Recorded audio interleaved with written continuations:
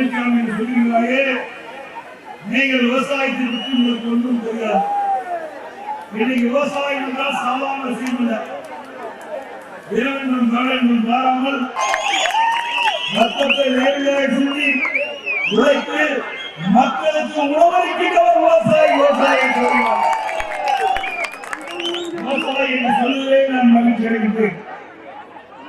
இன்றைக்கு விவசாய ரோகம்தான் எதற்கும் பயப்பட மாட்டான்.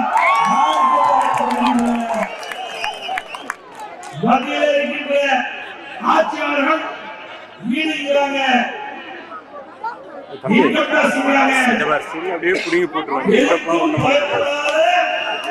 ஒரே தொழில் விவசாய தொழில்.